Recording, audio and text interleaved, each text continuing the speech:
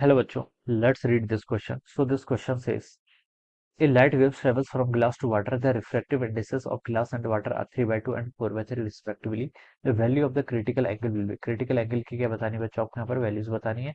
We have given the four options. Alright, तो चलिए इस क्वेश्चन को स्टार्ट करते हैं.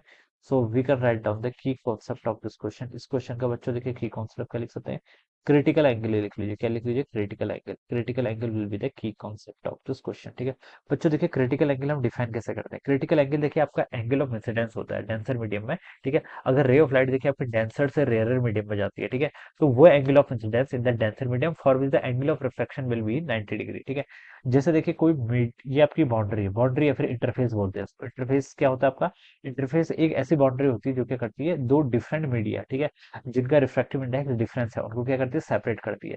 जैसे यहाँ पर बोल रखा है कि light wave travelling from glass to water. ठीक है, ये नीचे वाला मीडियम मान लीजिए आपका ग्लास है. ठीक है, और ऊपर के आपका वाटर है. ठीक है, this is the water. Alright, और मैं इसमें देखिए एक नॉर्मल ड्रॉ कर लेता हूँ. This is a normal. ठीक है, ये नॉर्मल है. Alright, this is a normal. अब रे ऑफ लाइट देखिए आपकी क्या जा रही है, डेंसर मीडियम से. दिस डेंसर मीडियम से रेयर की तरफ जा रही है.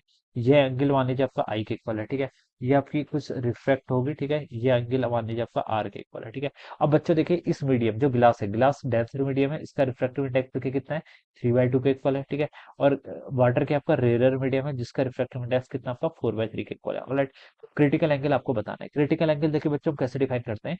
देखिए यहाँ पर हम क्या बता सकते हैं, अगर देखें मैं इसमें स्नेल्स लॉ लगाऊं. स्नेल्स लॉ देखिए क्या बताता है, एच/एन डी यानी कि refractive index of glass 3/2 times sine of angle of incidence. ठीक है, इस साइड का जो रिफ्रैक्टिव इंडेक्स है इंटू साइन ऑफ एंगल, ये किसके इक्वल होता है, दूसरी साइड जिस साइड रे जा रही है उस साइड का refractive index into sine of angle of refraction, sine r. ये आ जाएगा यहाँ से. ठीक है, ये टर्म आपको आप यहाँ पर से ऐसे लिख सकते हैं. ऑलराइट, तो यहाँ पर से देखिए आपका sine i by sine r अगर मैं यहाँ से कैलकुलेट करूँ तो देखिए बच्चों ये वैल्यू कितनी आती है, sine i by sine r. यहाँ पर आपका 4/3 है, यहाँ पर कितना आपका 3/2 है. ठीक है, तो ये आपका 8/9 के इक्वल आएगा. कितना आएगा आपका 8/9. ठीक है, तो देखिए आई आपका देखिए जैसे जैसे आप क्या करता है, आई इंक्रीज करता है वैसे वैसे आपका आर भी इंक्रीज करेगा. जैसे मैं इसको सिंपल अगर मैं बेसिक टर्म में डिफाइन करना चाहूँ, एन डी साइन आई, ये किसके इक्वल होगा आपका n r times sine of r के इक्वल होगा. ठीक है, ये टर्म यहाँ से इतनी आएगी. यहाँ से बच्चों मैं क्या लिख सकता हूँ, देखिए यहाँ से मैं लिख सकता हूँ sine r divided by sine i. अगर मैं ये कैलकुलेट लिखूं, ये किसके इक्वल होगा, n d by n r. ठीक है, डेंसर मीडियम का रिफ्रैक्टिव इंडेक्स ऑलवेज ग्रेटर होगा किससे, 1 से. तो ये टर्म तो आपकी ऑलवेज ग्रेटर देन 1 आएगी. इसका मतलब साइन आर क्या है, साइन आई से ग्रेटर है. इसका मतलब आर क्या होगा आपका, आई से ग्रेटर होगा. ठीक है, तो जैसे जैसे हम आई को इंक्रीज करेंगे आर क्या होता जाएगा आपका, इंक्रीज होता जाएगा. ठीक है, एक पर्टिकुलर वैल्यू आई की वो आती है. ठीक है, जब क्या हो जाता है, ये जो आर है, आर किसके इक्वल टेंड कर जाता है, 90 के इक्वल. यानी कि आपकी रे ऑफ लाइट ऐसे आ रही है. ठीक है, ये आपकी रे ऑफ लाइट है. ठीक है, किसी इंस्टेंट पर. ठीक है, ये आपके ऐसे चले जाएगी, नॉर्मल चले जाएगी. ठीक है, पैरेलल टू द इंटरफेस बोल सकते हैं. तो इसे हम क्या बोलते हैं, सच दैट ये एंगल ऑफ रिफ्रैक्शन 90 पे आता है. तो जिस एंगल पर ये होता है that angle is called critical angle. ये क्या होती है आपकी क्रिटिकल एंगल की डेफिनेशन. ठीक है, तो क्रिटिकल एंगल में क्या होता है, एंगल ऑफ रिफ्रैक्शन 90 के इक्वल हो जाता है. तो यहाँ से मैं साइन आर की वैल्यू कितने पुट कर लूंगा, 90. तो यहाँ से साइन आई कितना हो जाएगा, साइन आई हो जाएगा 8/9 टाइम्स साइन आर साइन 90 कितना 1 के इक्वल.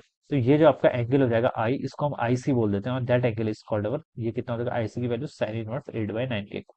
तो ये इसका आंसर होना चाहिए. This should be the answer of this question. समझ में आया ना. कंडीशन याद रखनी है कि रे ऑफ लाइट आपकी डेंसर से रेयर मीडियम की तरफ जानी चाहिए. ठीक है, तो वहां पर से हम इसको स्नेल्स लॉ लगा के कैलकुलेट कर सकते हैं. This angle, this value is called our critical angle. ठीक है, angle of theta is called अवर, तो ये देखिए साइन इनवर्स 8/9 थर्ड ऑप्शन से मैच कर रहा है. तो ये क्या होगा, इसका करेक्ट आंसर होगा. ऑलराइट, तो I hope you all understood this concept. All the best and thank you so